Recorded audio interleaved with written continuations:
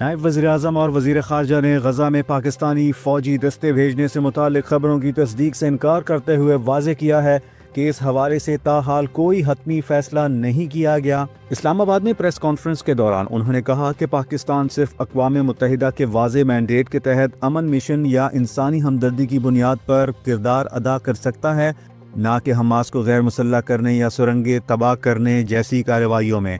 اسحاق ڈار نے دو ٹوک الفاظ میں کہا کہ پاکستان کسی مسلمان کو دوسرے مسلمان سے لڑانے کا حصہ نہیں بنے گا اور اس معاملے پر سول و عسکری قیادت میں مکمل ہم آہنگی موجود ہے۔ تھائی لینڈ اور کمبوڈیا کے وزرائے دفاع نے مشترکہ سرحد پر جنگ بندی معاہدے پر دستخط کر دیے، جو فوری طور پر نافذ العمل ہو گیا۔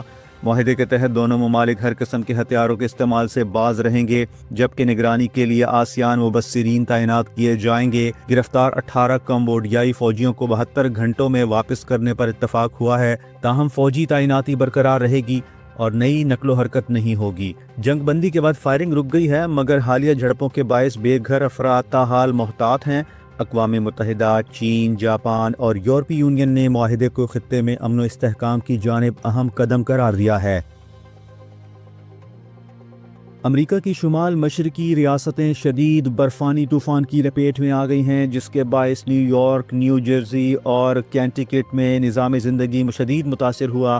سڑکیں برف سے ڈھک گئیں، حد نگاہ کم ہو گئی، جبکہ نیو یارک کے سینٹرل پارک میں 4.3 انچ برف ریکارڈ کی گئی، جو جنوری 2022 کے بعد سب سے زیادہ ہے۔ خراب موسم کے باعث 2100 سے زائد پروازیں منسوخ کر دی گئی۔ نیو جرسی میں ایمرجنسی نافذ ہے، جبکہ نیو یارک اسٹیٹ اور کینٹیکٹ میں برفانی طوفان کی وارننگ جاری کر دی گئی ہے۔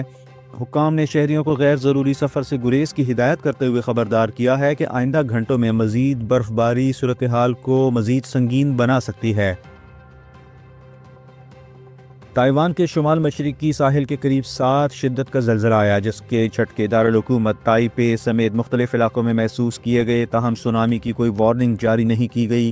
تائیوانی حکام کے مطابق زلزلہ یالان کاؤنٹی کے ساحل سے تقریباً 30 کلومیٹر دور اور 73 کلومیٹر گہرائی میں آیا، جسے اپریل 2024 کے بعد سب سے بڑا زلزلہ قرار دیا گیا ہے۔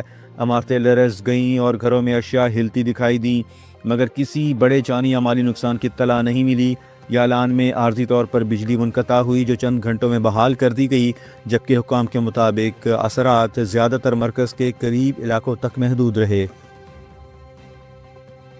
پاکستان کرکٹ بورڈ نے پاکستان سپر لیگ کی 2 نئی ٹیموں کی نیلامی کے لیے تکنیکی ایویلویشن مکمل کر لی ہے۔ پی سی بی کو دنیا بھر سے 12 درخواستیں موصول ہوئیں، جن میں سے جانچ پڑتال کے بعد 10 پارٹیوں کو اہل قرار دیا گیا۔ اہل بولی دہندگان 8 جنوری 2026 کو اسلام آباد میں ہونے والی نیلامی میں حصہ لیں گے، جہاں نئی ٹیموں کے لیے راولپنڈی، حیدرآباد، فیصل آباد، گلگت، مظفر آباد اور سیالکوٹ میں سے نام منتخب کیے جا سکیں گے۔ پی ایس ایل کے سی ای او سلمان نصیر کے مطابق مقامی اور غیر ملکی سرمایہ کاروں کی دلچسپی لیگ کی توسیع کو ایک اہم سنگ میل کی جانب لے جا رہی ہے۔